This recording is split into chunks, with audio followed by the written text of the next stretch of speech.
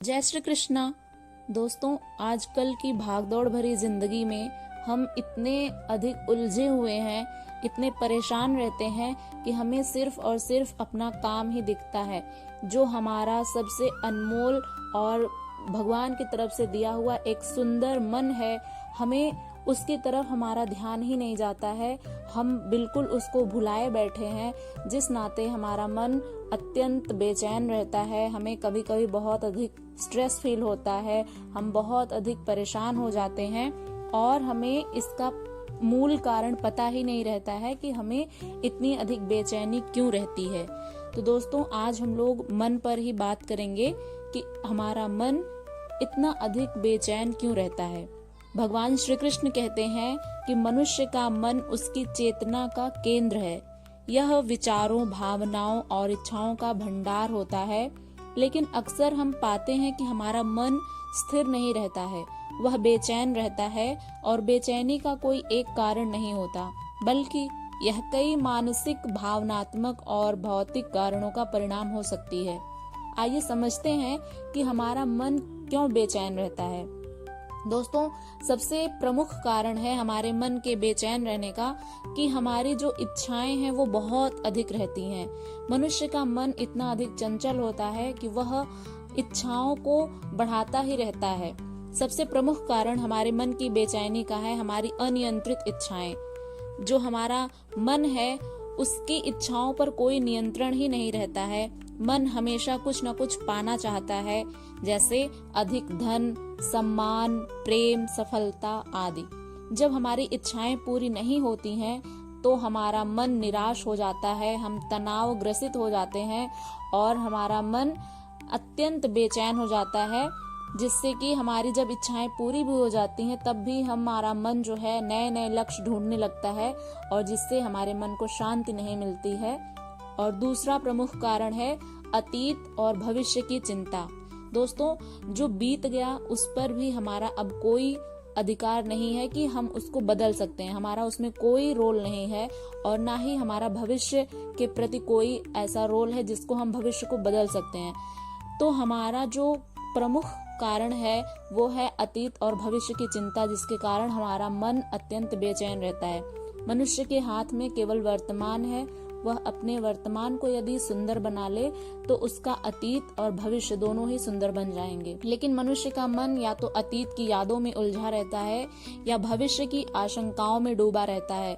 अतीत की याद आती है उसे कि पिछले वर्ष ऐसा हुआ था, तो उसको सोच करके वो उसी में उलझा रहता है। उसे भविष्य की बहुत अधिक चिंता रहती है कि भविष्य में न जाने क्या हो जाएगा। तो दोस्तों, मनुष्य के पास उसका जो वर्तमान समय चल रहा है वही होता है। यदि हम इसे सुंदर बना लें तो भविष्य अपने आप ही सुंदर बन जाता है। अतीत की गलतियां, दुखद घटनाएं या खोए हुए अवसर हमें बेचैन बनाए रखते हैं।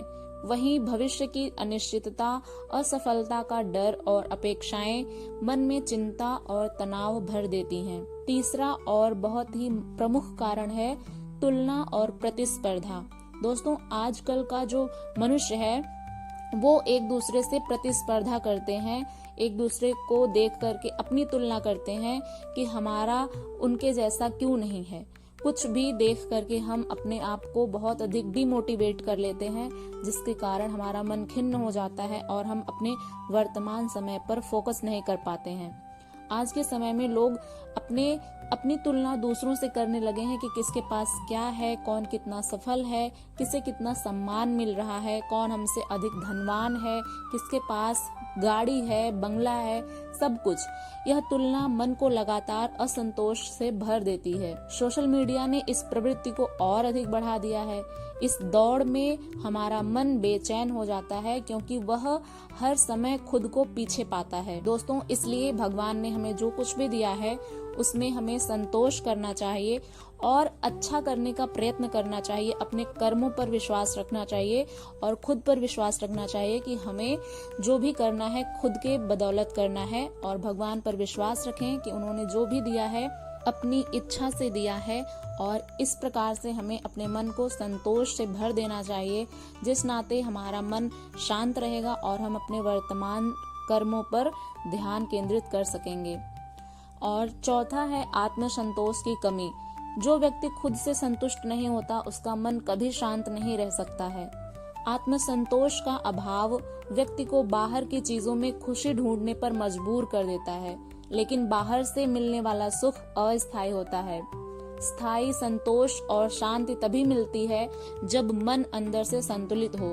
तो दोस्तों, यहाँ पर हम आपको एक सुझाव देना चाहेंगे। यदि आप लोग करना चाहें तो रोज सुबह थोड़ी देर के लिए मेडिटेशन करें।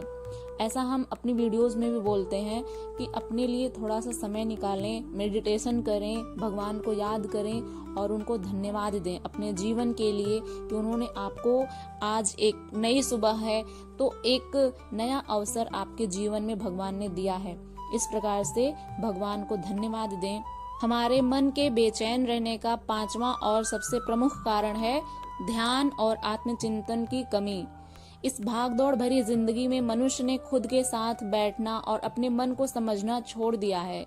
ध्यान, प्रार्थना और आत्मचिंतन जैसे उपायों की उपेक्षा से मन और भी अधिक चंचल और अशांत हो जाता है। दोस्तों, मैं खुद मेडिटेशन करती हूँ। सुबह उठ करके भगवान को याद करना, ध्यान लगाना और एक्सरसाइज करना, योग करना, प्राणायाम करना इत्यादि, ये सभी क्रियाएं मैं अपने जीवन में भी करती हूँ। इसलिए मैं आपको भी ये छोटा सा सुझाव देती हूँ कि आप लोग भी अपने जीवन में खुद को समय दीजिए। देखिएगा आपका जीवन बहुत सुंदर बन जाएगा। इसी के साथ हम आज की इस वीडियो को समाप्त करते हैं। यदि ये वीडियो आपको थोड़ी सी भी हेल्पफुल लगी हो तो इसे अपने दोस्तों के साथ अवश्य शेयर करिएगा, इसे लाइक करिएगा और चैनल पर यदि नए हैं तो इसे सब्सक्राइब करके बेल आइकन को प्रेस कर लीजिएगा। इसी तरह की नॉलेजेबल वीडियोस हम आपके लिए लेकर आते रहते हैं। तो दोस्तों, मिलते हैं हम लोग इसी तरह की अन्य वीडियो के साथ। तब तक के लिए अपना ध्यान रखिएगा। हरे कृष्णा। आपका दिन शुभ हो।